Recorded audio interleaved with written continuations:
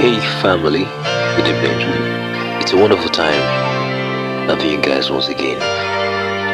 And from Card, really appreciate everyone for giving our time to hear what we're trying to do and being a part of what we're trying to do. Really appreciate you. And probably someday, once all this is said and done, the effort we've put into it is, once it's accomplished, we can take a chill breath and relax a bit to see how far we've come in changing things in Africa. Africa, once again, I'll tell you, is a beautiful place.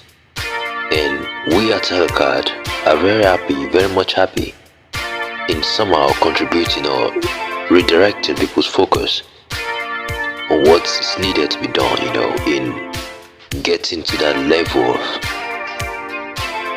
perfection in the way things ought to be, right? The question tonight is, how do we articulate going back to the drawing board? There are several reasons to go back to your drawing board. To the beginning. To how do you articulate why you started? You need to put that into consideration every time. And the finest quote you can use to probably summarize this whole thing is by saying backward is forward. Now you might ask me, in what context is backward forward? This very statement is applicable if anyone is trying to get to the foundational roots or to the very foundation of why they began a certain course, why they started a certain journey, why they began a certain pursuit. Backward is forward helps anyone to redirect, relocate, reinstate their vision again, something of such manner, And I said there are several reasons to consider this very much, because right here we've got folks, a lot of wonderful people, and they very much want to contribute something in whatever degree it might be. They want to contribute something to really change the overall perspective of life in Africa. But now, when we lose sight of the notion of backward is forward, we might lose course of what's most important. We might lose very much of what's most important. Now, I have a story of a military man, and he was, I think, probably general commander of the army, one of the armies in the Cold War. And the soldiers under his watch were badly losing the battle, terrifically, every minute. This man thought for a moment,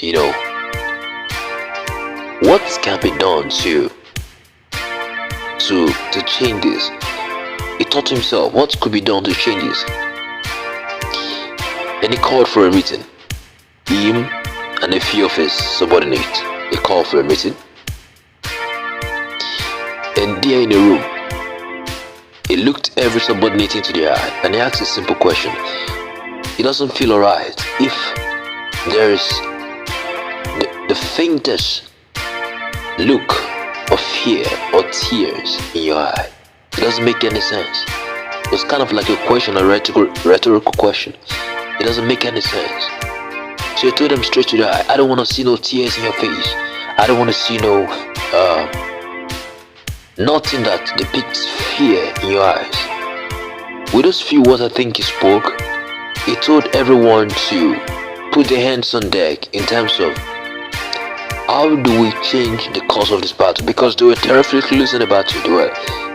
They were being beaten left, right and front, and all they had to do, the primary thing they had to do was, first of all, deal with the elephant in the room, which is their mindset, because I think that's where you first win the battle, right? So he had to deal with that first of all before talking about what's on table, right? You have to deal with the elephant in the room. And when you consider, and yeah, they won the battle anyway, because when you flip the coins, when you flip the coins, it turns to your favor when you're doing the right thing. When the odds are to your good, it turns to your favor. And when we consider Africa and its occupant, its inhabitant, you find something very fascinating. Very fascinating. But if I go on there, I would like to kind of give a similar consideration. Let's say you've got a company, because I've seen right across building hubs of the world, you find one cool thing there, which is the need to grow, the need to develop, the need to pursue a goal, the need to want to just do wonderful and crazy things, right? But yet again, this startup, this fast-paced companies, when they don't hit the right target, when they don't hit the point they set for them at a certain period, they begin to question themselves. They begin to check, why is this wrong? What's wrong with our metrics? What way have we probably misfired in our judgment? So they begin to question the very foundation of their existence, and that kind of make them to flip the coin again, because they want to know what's wrong. They want to know how to correct it. And this has really helped startups in refiring, refocusing after probably 2 months or probably 2, 3, 6 years of dead growth, zero growth, just by considering this very scenario of flipping the coins, flipping the cards in your favor. And you can only flip the cards in your favor when you go back to the drawing board. You go back to where you started, and you only go back to where you started when you ask the right question. And this whole concept is based on the fact that backward is forward. In a literal sense, backward is forward, because it takes you back to where you began, and from that backward you kind of walk yourself upward again to see what's wrong and how best to provide right solution to such error or something. Startups of the world of Silicon Valley or wherever, they've really done quite okay, quite alright in dealing with situations like this. But if you're a company and you've not been able to answer this kind of question well, there's a big chance either you remain at that same level of unproductivity, or you file for bankruptcy. Either both. Either you stay stagnant consistently over a long period, then you dwindle down and you crash land, or you immediately file for bankruptcy, which is, well, not really cool, but that's what it is. If anybody, I mean to say startups, if anybody, I mean to say military generals of the world, military generals of battlefront, if anybody of this category could employ the same principle of kind of questioning and trying to trace yourself step backward in trying to understand what went wrong and how best to fix these wrongs, if anybody could apply this, then why not we Africans? Why can't we as civilians, or why can't we as reasoning bodies put something down and go back to the drawing board? We all want the best for Africa. We all want it. We all desire it. We all want to wake up one morning and look at our left and we see people growing tremendously, exponentially. I mean, you want to look by your side and you find out that there are hubs around you and all occupied by youth trying to explore the possibilities within their reach. If we don't consider that going back to the drawing board is a necessary tool for evaluating our step forward, then I don't think there's a moving forward. I don't think there's a progressive move anytime from this moment. I doubt if there's going to be a progressive move. So consistently or monthly or quarterly trying to figure out, okay, what's wrong with our growth, how far have we come, and how best can we improve. And these questions somehow very much leads you to the very basis of what we're trying to talk about here, which is going back to your drawing board.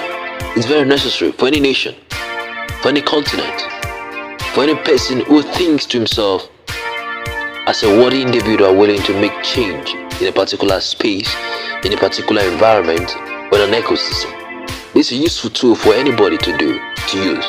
And I say again, we can do little, very much little, if we don't consider this. We can do very much little if we don't put this to consideration. We can do very much little, very much little. And know this, anybody, it doesn't matter the age, and to some extent, to some degree, it doesn't matter your qualification.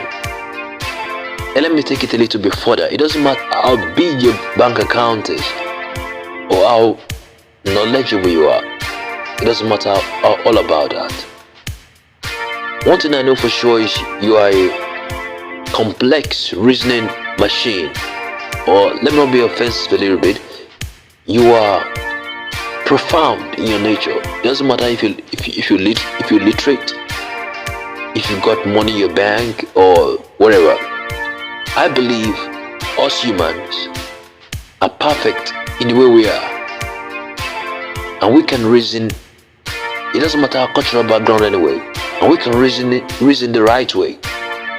So if anybody and if everybody say to themselves, okay, there's a problem on ground, and we need to move progressively from point A, B, C, D. And the question is, how do we get to this point? You go at your drawing board, you pen down some ideas, you pen down some points, you pen down some nugget, and you begin to walk yourself through till you get to point D. But if you just stay aloof and you just doing nothing about what the person need, then I don't think there's going to be a solution for anything you try to solve. I don't think there's going to be a solution, or I don't think there's going to be a way out of the mess we presume to be in. So it's going to be fair, it's going to be okay, it's going to be profound to us, and it's going to be a clap to us very much if we consider always consistently going back to the drawing board. We are smart people, for God's sake, and we can do more than we even think of. So when we go back to our drawing board, I very much think we can do a lot of things, So thank you for listening.